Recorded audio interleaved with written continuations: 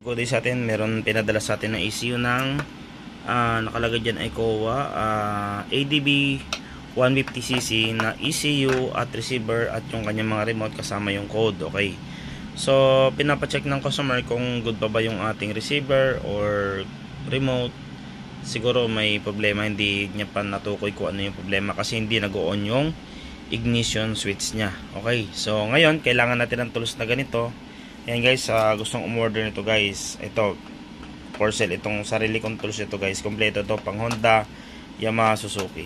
Okay, so ang gamit ng tools na to para hindi tayo manghula kung sira ba ito, or nakapair na ba yung remote dito, or nakapair ba yung receiver to ECU. Bihira po yung ganong tools na nakaka-check ng kung nakapair na yung dalawa. Okay, so ngayon papakita ko sa inyo kung ano yung magiging resulta after ko maikabit ito sa mga socket na yan.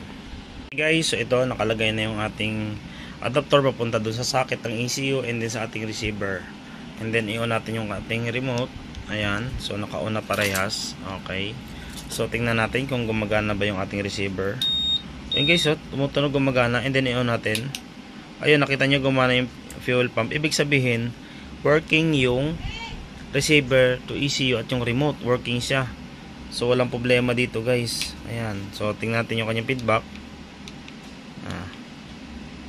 Okay, so hintayin lang natin mag-off. Ayun, may feedback din siya, oh. Ayun, may alarm din. And then pag ginalaw nyo yun, oh, ibig sabihin yung receiver na to at ECU ay working guys. Wala tayong gagawin dito kasi working talaga siya. Ang problema nito ay nasa motor. Ayan, so at least, diba, na-confirm ng ating customer or mekaniko na okay ang receiver, so next move na siya. Okay, so mahalaga kasi guys na may mga tools tayong ganito kasi minsan hindi natin matrace ang eksaktong sira sa motor, kung nasa receiver ba o nasa linya o nasa remote. So mahalaga po ito guys. Okay, so yan lang guys yung may papakita ko ngayong araw.